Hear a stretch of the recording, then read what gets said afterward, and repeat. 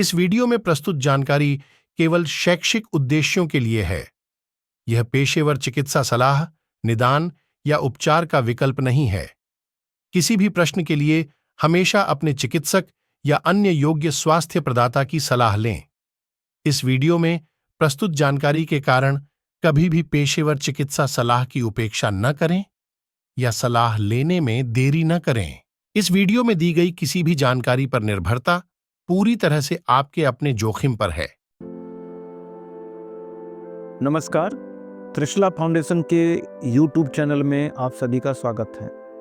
जैसा आप सभी को पता होना चाहिए कि त्रिशला फाउंडेशन एक सेरेब्रल पाल्सी बच्चों के लिए नॉन प्रॉफिट ऑर्गेनाइजेशन है और ये संस्था सेरेब्रल पाल्सी बच्चों के संपूर्ण विकास के लिए 2005 से काम कर रही है।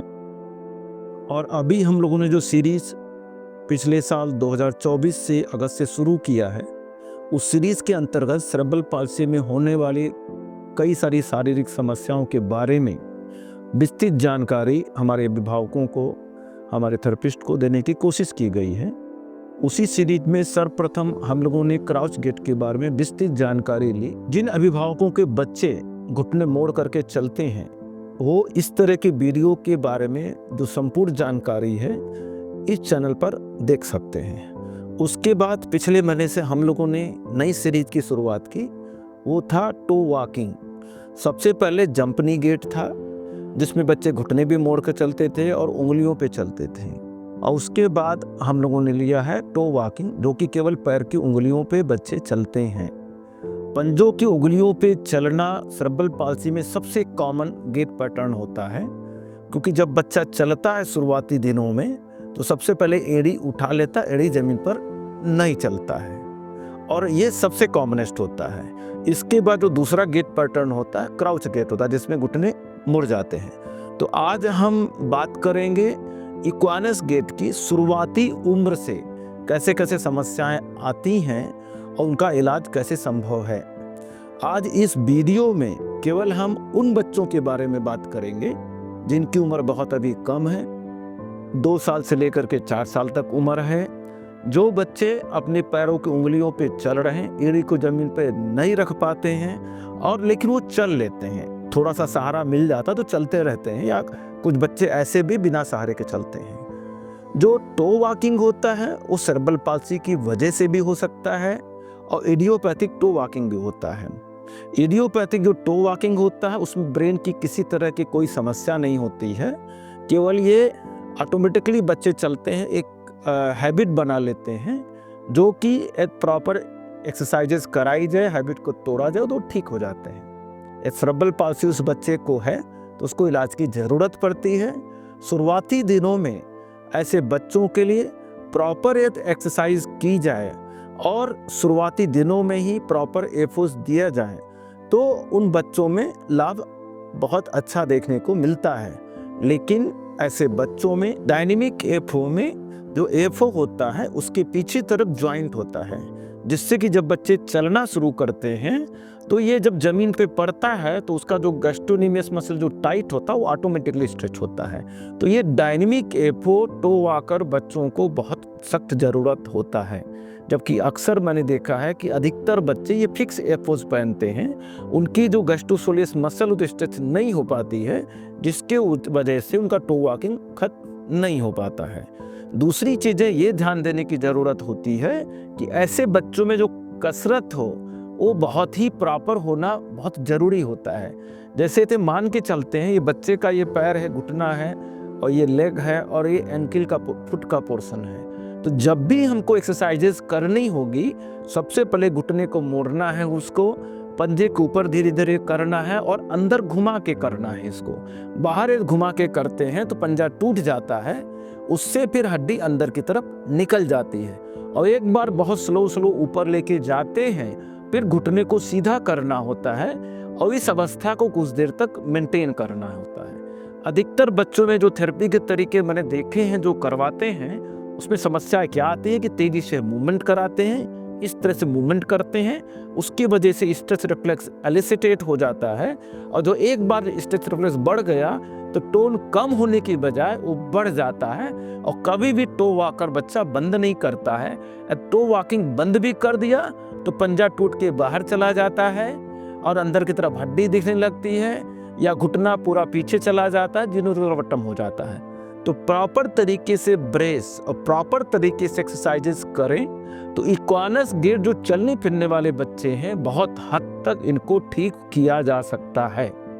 आज हम लोग इस वीडियो में देखेंगे कि कुछ ऐसे बच्चे हैं जो कि हल्के से सहारे के साथ या बिना सहारे के चलते थे, लेकिन उनकी एड़ी जमीन पर नहीं पड़ती थी और उनको सेरेब्रल पाल्सी था, जो कि एमआरआई ब्रेन की उससे कंफर्म हो गया था और दूसरे सिम्टम उनको थे जिसकी वजह से सेरेब्रल पाल्सी की डायग्नोसिस बनी थी। तो आइए चलते हैं, हम कुछ केस स्टडी देखते हैं जिसमें उनके इलाज के पहले इलाज में थेरेपी और ब्रेस केवल था, और इलाज के पश्चात क्या उनके परिणाम हुए, और उससे हमको खुद को कॉन्फिडेंस होना जरूरी है कि ऐसे बच्चे भी ठीक हो सकते हैं।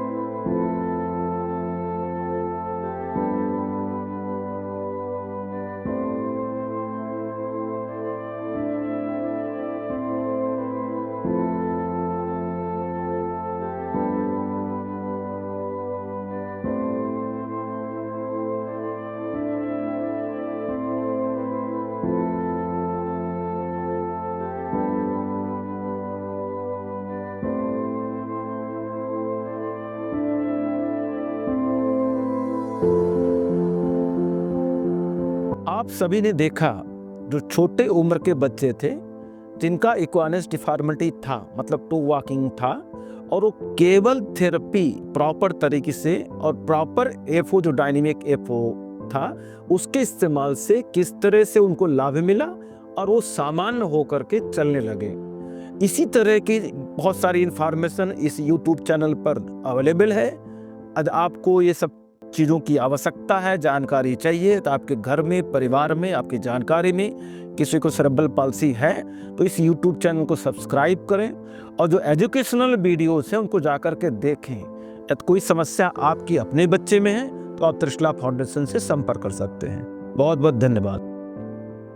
सेरेब्रल पाल्सी पर ज्यादा जानकारी के लिए चैनल को सब्सक्राइब करना ना भूलें।